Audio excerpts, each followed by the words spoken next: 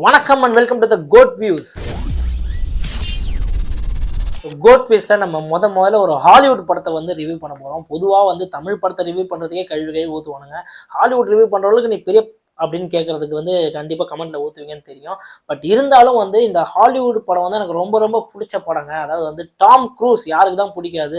Mission impossible final ரீகானிங் படம் ப்ரீவியர் show முடிஞ்சிச்சு, பார்த்தாச்சு. ஸோ வேர்ல்டுலேயே ஃபர்ஸ்ட் ரிவ்யூ நம்ம சேனல் தான் தரோன்றதை மறந்துடாதீங்க. அந்த வகையில் சப்ஸ்கிரைப் பண்ணாதான் சப்ஸ்கிரைப் பண்ணுங்க. தயவுசெய்து சேனலை வந்து சப்போர்ட் பண்ணுங்க. Mission impossible. ஸோ இந்த சீரியஸே வந்து பார்த்தீங்கன்னா எல்லாமே நான் தேட்டரில் வந்து கண்டிப்பாக ஓடி போய் பார்த்துருவேன். ஏன்னா வந்து அவ்வளோ எனக்கு வந்து பிடிக்கும் இந்த ஃப்ரான்ச்சைஸியே.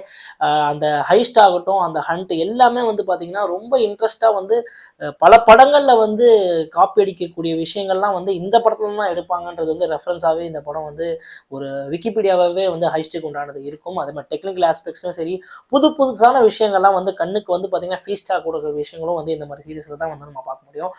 டாம் க்ரூஸ் அவருடைய ஸ்டண்ட் பிரெத் டேக்கிங்கான ஸ்டன்ட்ஸ், அதாவது வந்து ஒரு அவ்வளோ உயிரை பணைய வச்சு உண்மையாலுமே ஒரு மனுஷன் ஸ்டண்ட் பண்ணுறாருன்னா அது டாம் க்ரூஸ் மட்டும்தான், என் தலைவன் மட்டும்தான். என்னென்னமோ பண்ணிட்டாரு. ஸோ இந்த படத்தில் என்னதான் பண்ண முடியும் அவரால்? வானத்தில் வந்து குடிச்சிட்டாரு, புர்ஜ் கலிஃபால ஓடிட்டாரு, எல்லாமே பண்ணிட்டாரு. தண்ணிக்குள்ளே போயிட்டு எவ்வளோ நேரம் வந்து அந்த இது பண்ண, அப்புறம் மேலேருந்து பாலத்துலேருந்து பறக்கிறது, இன்னும் அந்தாலும் வந்து டைரெக்டாக வந்து ஸ்பேஸுக்கு தான் போகலன்றது தான் ஒரு மைய இதுவாக இருக்குது. ஸோ அதையும் வந்து அடுத்த வர இதெல்லாம் பண்ணிட்டு வரன்றது எந்த சந்தேகமே கிடையாது. ஸோ இதில் வந்து பார்த்தீங்கன்னா டெட் ரீகானிங்கோட சீக்வல், டைரக்ட் சீக்வல் தான் ஃபைனல் ரீகானிங். அது வந்து ஃபைனல் எபிசோட்ஸ், அந்த மாதிரி ஃபைனலான ஒரு சாப்டராக தான் இந்த ஃப்ரான்ச்சைஸிக்கு வந்து இதை வந்து கருதுறாங்க. ஸோ அந்த வகையில் இந்த கதையோட மைய பகுதி என்ன அப்படின்றது டெட் ரீகானிங்லேயே எல்லாருக்குமே வந்து சொல்லியிருப்பாங்க. என்டிட்டி அப்படின்ற ஒரு மேல்வலண்ட் ஏஐ, அதாவது வந்து அந்த ரோக் ஏஐ வந்து பார்த்தீங்கன்னா மேன்கைண்டே அழிக்கக்கூடிய அளவுக்கு வந்து ஒரு கொடூரமான ஒரு பயங்கரமான ஒரு விஷயம். அந்த ஏஐ வந்து பார்த்தீங்கன்னா அழிக்கிறது தான் வந்து கதையோட மையப்புள்ளியாகவே இருந்தது. அந்த டெட் ரீகானிங்ல ரொம்ப ஓப்பனாக ஒரு எண்டாக விட்டுருப்பாங்க. அது எல்லாமே வந்து இந்த சீக்குவலில் வந்து இதை வந்து கம்ப்ளீட்டாக ஆர்க்காக வந்து மற்ற மிஷன் இம்பாசிபிள்லாம் எவ்வளோ தூரம் வந்து அக்வயர் பண்ணி இதை முடிக்க முடியுமோ சூப்பராக வந்து இதை முடிச்சிருக்காங்கன்னு தான் சொல்லுவோம். ஸோ படம் வந்து பார்த்தீங்கன்னா 2 hours 49 minutes. அதாவது வந்து எப்பயுமே வந்து இந்த மாதிரி படங்கள்லாம் வந்து ரொம்ப ஒரு பொறுமை வேணும். ரொம்ப பெரிய படங்கள், இங்கிலீஷ் படங்கள் எல்லாமே வந்து பார்த்தீங்கன்னா அந்த டாக்கி போர்ஷன்ஸ் வந்து டைலாக் ரொம்ப அதிகமாகவே இருக்கும். அதை வந்து ரொம்ப வந்து உன்னிப்பாக கதையில் ஒன்று வந்து டிவேட் ஆகாமல் வந்து நீங்கள் உன்னிப்பாக கவனிச்சா மட்டும்தான் இந்த கதை வந்து உங்களுக்கு உள்ள இழுத்து உங்களுக்கு இது வந்து ரொம்ப பிடிக்க ஆரம்பிக்கும்.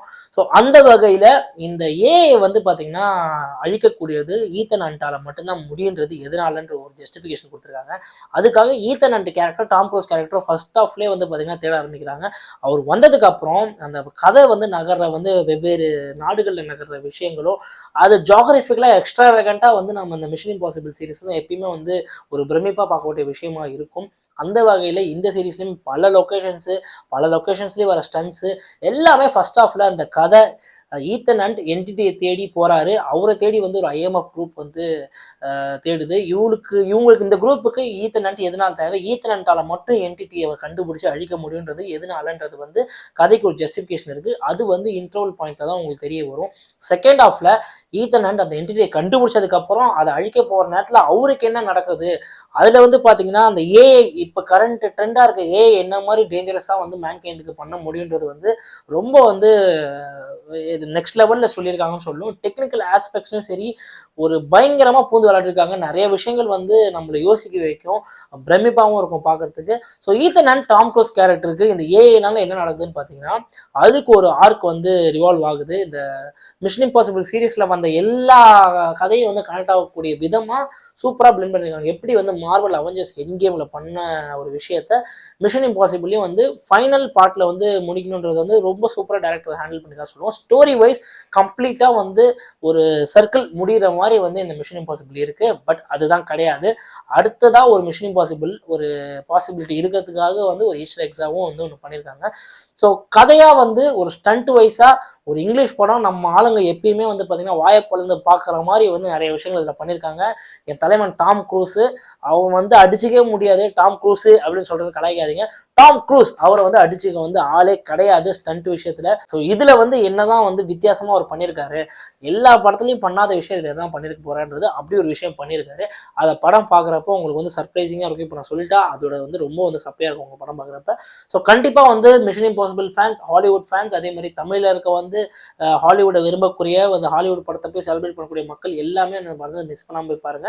ஒரு தியேட்டரிக்கல் எக்ஸ்பீரியன்ஸாக ஒரு ஐமேக்ஸில் கண்டிப்பாக பார்க்கக்கூடிய ஒரு படம் தான் இது. தாராளமாக காசு செலவு பண்ணி போய் ஐமேக்ஸில் ஒரு நல்ல தேட்டரில் ஐமேக்ஸில் நல்ல ஒரு ஸ்க்ரீனில் போய் சென்டரில் போய் பாருங்கள். ரொம்ப சூப்பராக என்ஜாய் பண்ணிட்டு வருவீங்களா, டவுட்டே கிடையாது. ஸோ இதுதான் இந்த படத்தோட வியூன்னு நான் சொல்லுவேன். ரிவ்யூன்ற பண்ணுற அளவுக்கு அவ்வளோ பெரிய இதெல்லாம் கிடையாது நம்ம. ஸோ அந்த அளவுக்கு இந்த படம் வந்து கண்டிப்பாக வந்து ஹாலிவுட் ஃபேன்ஸுக்கும் சரி உங்களுக்கும் வந்து சாட்டிஸ்ஃபை பண்ண எந்த டவுட்டும் கிடையாது. ஸோ அவ்வளோதான். இந்த ரிவ்யூ வந்து பிடிச்சிருந்தா உங்களுக்கு சப்ஸ்கிரைப் பண்ணுங்கள், லைக் பண்ணுங்கள், கீழே கமெண்ட்டில் வந்து என்ன ஏதுன்னு கொஞ்சம் பார்த்து பண்ணி விட்டு போங்க. Until next review, bye from code.